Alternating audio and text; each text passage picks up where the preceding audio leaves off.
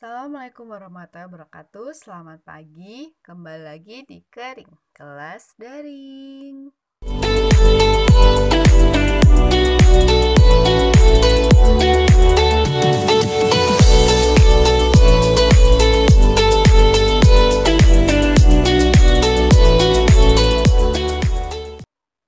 Pada kegiatan kali ini, kita masih belajar tentang teks cerita fantasi. Kalau di pertemuan sebelumnya, kita belajar tentang unsur intrinsik dari cerita fantasi, apa itu cerita fantasi, serta jenis-jenis cerita fantasi. Pada pertemuan kali ini, Ibu akan menceritakan atau membahas mengenai struktur dari cerita fantasi dan kebahasaan yang membangun atau yang ada dalam sebuah cerita fantasi. Struktur dalam cerita fantasi atau cerita fiksi ini mencerminkan alur cerita yang dilalui oleh tokoh. Nah, alur cerita tersebut ditulis sesuai dengan gagasan penulisnya. Untuk struktur dari cerita fantasi, itu yang pertama, judul. Judul ini sama seperti teks-teks sebelumnya yang kita pelajari. Jadi judul berada di awal teks, kemudian dia berada di atas, dan penulisan judulnya menggunakan huruf kapital. Setelah judul, ada orientasi. Orientasi ini apa sih?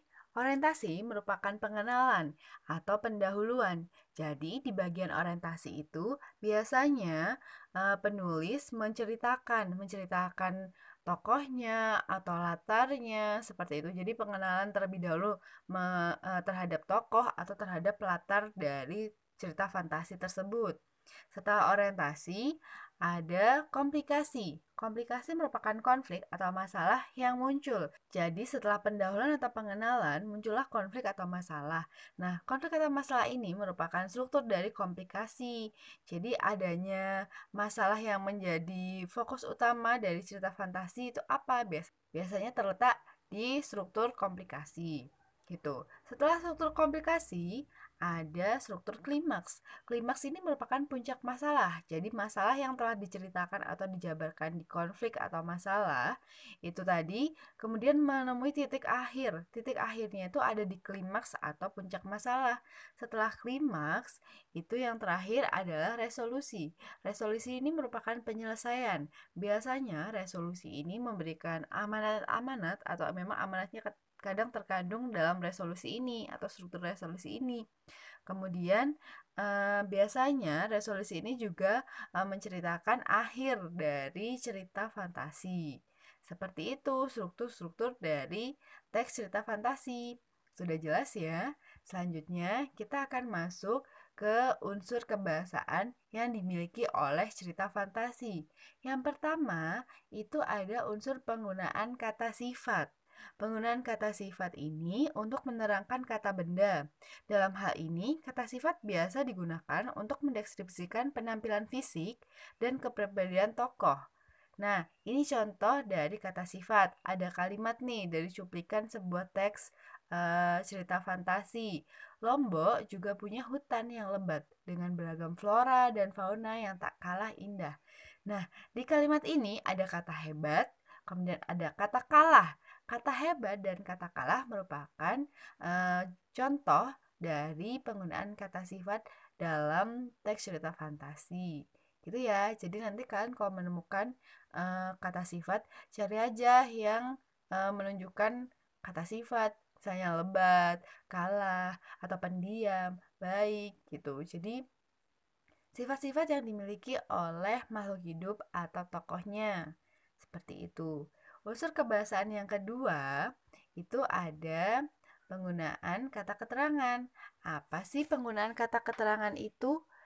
Kata keterangan digunakan untuk menjelaskan jenis kata lain. Kata keterangan biasanya menyertai kata sifat untuk menerangkan latar waktu, tempat, dan suasana dalam sebuah cerita. Nah, sekarang Ibu punya contohnya nih. Sedikit takut memang, kalau mereka akan memakanku. Nah, ini ada kata sedikit. Kata sedikit ini merupakan kata keterangan. Jadi keterangan dari pernyataan takutnya tadi. Takutnya itu sedikit atau banyak. gitu. Contoh-contoh dari kata keterangan itu seperti sedikit, banyak, kemudian masih, habis. Itu merupakan kata-kata keterangan yang biasa digunakan dan merupakan unsur dari kebahasaan teks cerita fantasi. Unsur kebahasaan yang selanjutnya itu ada penggunaan kata kerja. Kata kerja itu digunakan untuk menggambarkan perbuatan atau proses tertentu yang dilakukan oleh subjek. Ada dua kata kerja yang bisa digunakan dalam kalimat. Yang pertama itu kata kerja aktif. Kata kerja aktif itu diawali dengan me dan ber. Contoh kata kerja aktif itu menyiapkan, berjalan, gitu ya. Kemudian untuk kata kerja pasif yang kedua ini biasanya diawali dengan kata di atau ter. Contoh kata kerjanya dilihat, terpelanting gitu. Jadi perbedaan kata kerja aktif dan kata kerja pasif, kalau kata kerja aktif itu kita melakukan pekerjaan tersebut, misalnya menyiapkan. Kita kan melakukan pekerjaan menyiapkan atau melakukan kegiatan berjalan tadi gitu. Jadi kegiatannya itu kita lakukan. Kalau kata kerja aktif, kalau kata kerja pasif, itu pekerjaannya itu hanya kita hanya diam, tapi tidak melakukan pekerjaan itu. Misalnya dilihat, terpelanting. Berarti kan kita sebagai objeknya itu hanya melihat saja. Ada orang lain atau yang melakukan hal tersebut atau kegiatan tersebut gitu. Kita sebagai objeknya saja gitu. Itu untuk kata kerja aktif maupun pasif. Untuk unsur kebahasaan yang keempat, ada penggunaan kalimat langsung dan tak langsung. Nah, ini nih, kalian harus tahu nih bedanya kalimat langsung dan tak langsung. Ini Ibu kasih contoh kalimat langsung. Kalimat langsung itu cirinya dia ada tanda petiknya. Jadi ciri dari kalimat langsung itu dia menceritakan sebuah pernyataan orang atau mengutip pernyataan orang tanpa mengurangi sedikit pun. Seperti ini, segera kesadaranku kembali dan menjadi histeris. Ah, kalian siapa? Nah, ini itu contoh merupakan kalimat langsung yang mengutip pernyataan orang tadi atau perkataan orang terus dijadikan di sebuah kalimat gitu. Beda lagi nih kalau kalimat tak langsung. Kalau kalimat tak langsung contohnya seperti ini. Ibu berpesan padaku untuk berjalan terlalu jauh. Nah, ini kan berarti ibu itu lagi ngomong kepada sosok atau tokohku ini tadi untuk berjalan terlalu jauh. Nah, yang berbicara siapa? Ibu bukan? Namun perbicaraan atau perbincangan atau omongannya ibu ini tadi itu dituangkan dalam sebuah kalimat. Nah, ini merupakan contoh kalimat langsung. Intinya perbedaan dari kalimat langsung dan tak langsung. Kalau kalimat langsung itu dia menggunakan tanda kutip. Kalau kalimat tak langsung, dia tidak menggunakan tanda kutip. Jadi, langsung menginterpretasikan atau menceritakan pesan atau pembicaraan dari seseorang tanpa mengutipnya. Gitu ya. Itu penggunaan kalimat langsung dan tak langsung. Untuk unsur kebahasaan yang kelima, ada penggunaan istilah nih. Nih, contoh dari kalimatnya. Nah, di sini istilah apa sih yang digunakan dalam cerita fantasi ini? Istilah portal. Portal merupakan penggunaan istilah khas yang digunakan dalam teks cerita fantasi. Karena teks cerita fantasi itu kan biasanya ada keilmuan yang dimasukkan ke dalam ceritanya. Nah, portal itu sebenarnya sinonimnya dari gerbang. Kita bisa menggunakan kata gerbang. Namun, di sini istilah khas ini digunakan oleh penulis untuk membedakan teks cerita fantasi dengan teks lainnya. Nah, selanjutnya unsur kebahasaan yang terakhir itu ada penggunaan majas. Majas itu kan banyak jenisnya. Ada majas metafora, litotes, perbandingan, personifikasi, dan lain sebagainya. Majas sendiri kan merupakan gaya bahasa yang digunakan dalam cerita untuk memperindah kalimat agar semakin menggugah imajinasi pembacanya. Ini Ibu kasih contoh nih majasnya. Menyaksikan debur ombak yang menyerbu bibir pantai. Nah, pantai itu kan nggak punya bibir. Yang punya bibir itu kan makhluk hidup seperti manusia atau hewan gitu kan. Nah, kalau pantai itu kan dia termasuk objek mati, bukan termasuk makhluk hidup. Tapi kenapa kok dia punya bibir? Nah, penggunaan kata bibir pantai itu merupakan salah satu metafora yang digunakan dalam sebuah teks cerita fantasi untuk memperindah imajinasi pembacanya, seperti itu. Kemudian debur ombak yang menyerbu itu juga termasuk majas. Karena ombak itu kan benda mati juga. Dia kan tidak sedang menyerbu atau sedang berperang, itu tidak kan. Namun penggambaran atau penggunaan kata tersebut menambahkan imajinasi dari pembacanya itu agar semakin indah gitu loh, imajinasi yang digambarkan dari cerita fantasi tersebut. Gitu. Itu merupakan penggunaan majas. Selanjutnya, kita masuk ke contoh dari teks cerita fantasi. Kalau sebelumnya kita sudah baca cerita fantasi, sekarang ibu juga akan mengenalkan kalian dengan cerita fantasi yang berjudul Portal Purbakala. Kita baca bersama-sama ya. Namaku Agil, remaja biasa yang suka petualangan. Kemanapun aku pergi, disitulah petualanganku dimulai, seperti saat aku di Pulau Lombok. Bu, aku mau jalan-jalan di sekitar sini. Pamitku kepada ibu selesai menyiapkan peralatan petualangan yang biasa aku bawa. Setelah diberi izin ibu, aku pergi. Keluar penginapan, aku langsung bertolak ke arah pantai. Kupikir akan sangat seru jika menjelajah pantai hingga senja tiba. Aku berjalan ke arah tebing pantai yang terlihat indah dari kejauhan. Ada sesuatu. Aku sedikit mempercepat langkahku. Saat melihat sebuah gua di tebing pinggir pantai, pintu gua itu tertutup ranting kering dan akar jalar. Di sampingnya ada palang kayu bertuliskan dilarang masuk. Awalnya aku sedikit gentar dengan larangan itu. Akan tetapi, aku ini seorang petualang. Apa aku setakut ini? Perlahan aku maju. Saat kakiku melangkah mendekati pintu gua, tiba-tiba palang kayu larangan di samping pintu gua itu miring. Pintu gua itu terbuka. Ada setitik cahaya. Aku mendekat. Lalu, ah! Teriakku kencang. Aku seolah tersedot masuk dalam cahaya itu. Wuss! Badanku terpelanting, nyaris saja terbentur akar pohon besar. Lenganku tergores tanaman berduri. Kubenarkan posisiku untuk duduk bersandar di akar pohon.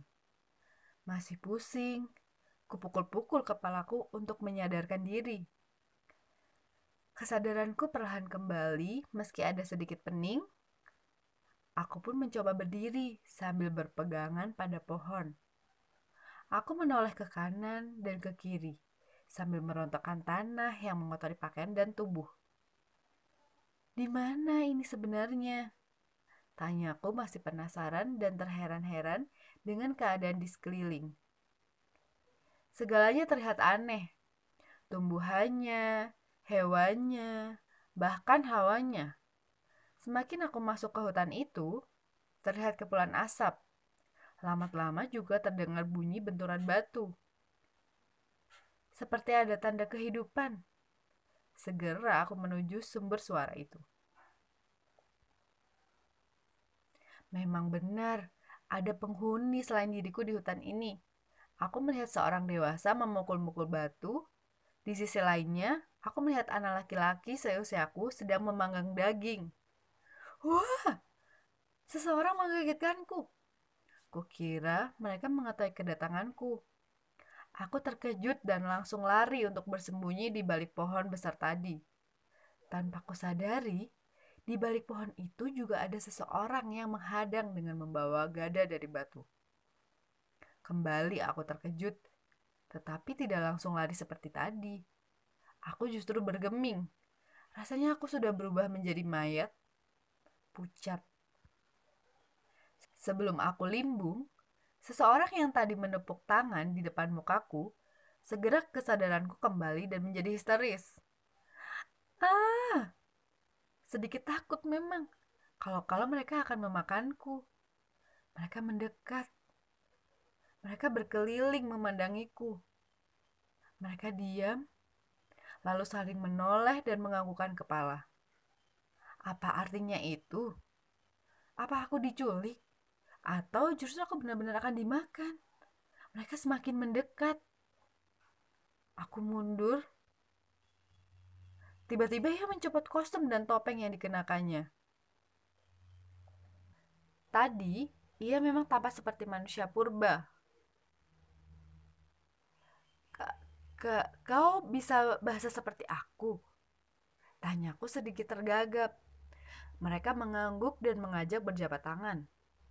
Tanganku gemetar, tetapi kujabat juga akhirnya. Aku Agil. Sebelum ke sini, aku berada di tahun 2018. Kenalkan, namaku Yus. Ini ayahku, Tuan Galdi. Kami berasal dari tahun 3018, kata lelaki seumuranku itu. Aku menganga lebar karena terkejut. Kalau mereka dari masa depan, berarti aku ini nenek moyang mereka. Memikirkan hal tersebut, aku menahan senyum. Lalu, mengapa kalian berdandan seperti manusia purba? Tanyaku penasaran. Itu karena kami tidak ingin mengejutkan manusia purba sesungguhnya. Di sini, kita adalah makhluk asing. Mereka akan agresif jika menemukan makhluk atau benda asing. Bisa-bisa kita juga dianggap mangsanya. Jelas Tuan Galdi. Belum lama kami berbicara, tiba-tiba bumi berguncang. Langit bergemuruh. Kita harus pergi sekarang, kata Tuan Galdi. Meskipun kita tidak benar-benar berada di zaman ini, bencana ini tetap nyata dan dapat mengancam nyawa kita. Maka dari itu, kita harus melarikan diri. Cepat, Yos. Agil. Ternyata, aku adalah seorang penjelajah waktu seperti mereka. Seorang penjelajah waktu seperti kami hanya melakukan perjalanan jiwa. Apapun yang kami jalani saat menjelajah waktu akan berdampak pada ragamu jika di dunia nyata. Kita akan berlari kemana, Tuan Galdi? Jika tidak ada tujuan, kita tidak akan selamat. Seruku khawatir. Kita harus menemukan portal purbakala, Agil. Kemarin aku telah menemukan letaknya. Kurasa lumayan jauh dari tempat kita, kata Tuan Galdi. Tuan Galdi berlari ke depan. Aku dan Yos di belakangnya hampir kehilangan tenaga. Berapa lama lagi kami harus berlari? Aku tidak tahu. Sementara itu, langit semakin rajin bergemuruh dan menjadi benar-benar gelap. Tiba-tiba gunung di belakang kami meletus. Tak ingin dilahap-lahar panas, aku dan Yos kembali berlari. Di depan, kulihat Tuan Galdi melambaikan tangan. Sepertinya portal itu sudah ditemukan. Kulihat dari kejauhan, portal itu berupa tengkorak dinosaurus yang menganga. Tuan Galdi berteriak, "Cepat nak, portal ini akan segera hilang." Kakiku semakin lemah, sedangkan Yos sudah lebih dekat dengan ayahnya. Lalu bagaimana denganku? Bagaimana jika portal itu hilang sebelum aku memasukinya? Hampir aku limbung karena lelah. Tuan Galdi meraih tanganku dan menggendongku di punggungnya menuju portal. Pada hitungan ketiga, teriakan tempatmu berasal sebelum sampai di sini. Jelas Tuan Goldin singkat. Lombok, teriakku sekencang-kencangnya. Iya, kita sekarang ada di Lombok. Sebegitu tidak percayanya diajak liburan ke Lombok, sahut ibuku dari belakang. Kamu sedang apa teriak-teriak Lombok di depan gua? Berisik tahu. Dikutip dari Bupena Bahasa Indonesia untuk SMP MTS kelas 7. Nah, kita tadi sudah membaca teks cerita fantasi yang berjudul Portal Purbakala. Seru bukan? Ada Agil yang menjelajah waktu. Nah, saatnya kita masuk ke penugasan. Di penugasan, Ibu ingin kalian mengidentifikasi unsur intrinsik. Sebelumnya kan kita sudah belajar mengenai unsur intrinsik, ada tema, tokoh, latar, dan lain sebagainya. Nah, kalian bisa membuat tabel seperti ini ya. Jadi ada tabel unsur dan penjelasan. Untuk tabel unsur yang berisi tema, tokoh, latar, alur cerita, sudut pandang, dan amanat. Untuk penjelasannya, jadi nanti kalian menemukan dari cerita fantasi Portal Purbakala yang kita baca tadi, temanya apa? Tokohnya, pemeran utamanya siapa? Pemeran tambahannya siapa? Nanti bisa ditulis di penjelasan atau di kolom penjelasan. Kemudian nanti latarnya juga temukan latar waktu yang ada dalam cerita portal Purbakala tadi itu eh, kapan saja. Itu kalian ceritakan atau kalian jelaskan nanti di kolom waktunya. Kemudian tempatnya juga, tempatnya itu yang ada di mana saja dalam cerita portal Purbakala tadi. Nanti bisa kalian jelaskan di kolom tempat. Ada suasana juga, latar suasana seperti apa nanti bisa dijelaskan secara rinci, didetailkan ya. Kemudian alurnya maju atau mundur atau campuran bisa diceritakan. Sudut pandangnya dari penulis itu orang pertama atau orang ketiga nanti bisa dijelaskan juga. Kemudian amanat yang kamu dapatkan atau yang disampaikan oleh penulis itu apa dari cerita fantasi Portal Purbakala. Gitu ya. Jadi nanti membuat tabel ini untuk mengidentifikasi unsur intrinsik. Setelah mengidentifikasi unsur intrinsik, Ibu ingin kalian mengidentifikasi struktur dari teks cerita fantasi. Tadi kan ada banyak tuh slide-nya, teks cerita fantasinya. Nah, nanti kalian klasifikasikan saja inti dari teksnya. Jadi tidak perlu teksnya ditulis semua, tidak. Nanti kalian ceritakan saja. Kalian pertama membuat tabel juga seperti ini. Jadi ada 3 kolom, kolom bagian struktur, kolom gagasan utama, dan kolom kata kunci.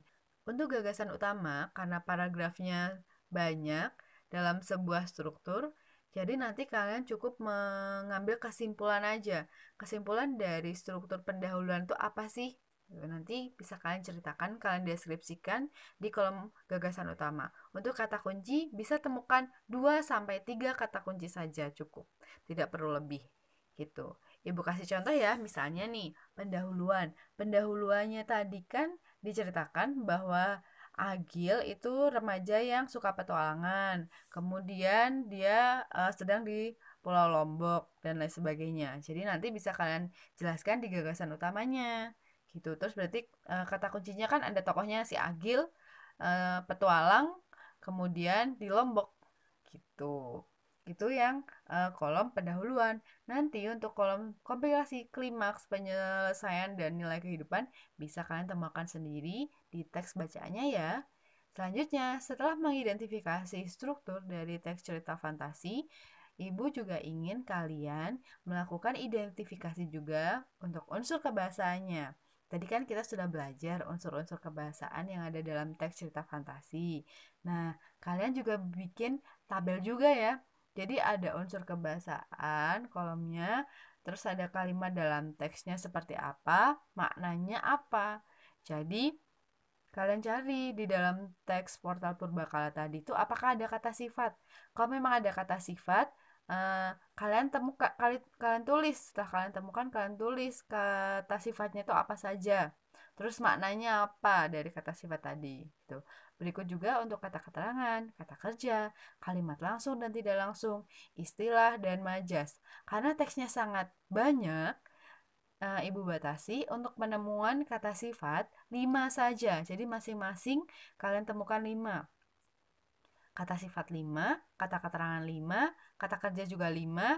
Nanti untuk kalimat langsung dan tidak langsungnya cukup satu saja. Temukan satu kalimat langsung dan temukan satu kalimat tidak langsung. Untuk istilahnya bisa ditemukan 5 istilah-istilah baru yang kalian temukan. Kemudian majasnya bisa 3 saja. Bisa menggunakan majas apapun yang kalian temukan, entah itu personifikasi atau metafora dan lain sebagainya. Gitu ya. Jadi ada 3 tugas nih untuk mengidentifikasi unsur intrinsik, kemudian struktur dan unsur kebahasaan.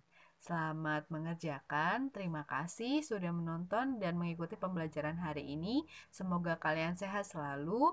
Wassalamualaikum warahmatullahi wabarakatuh.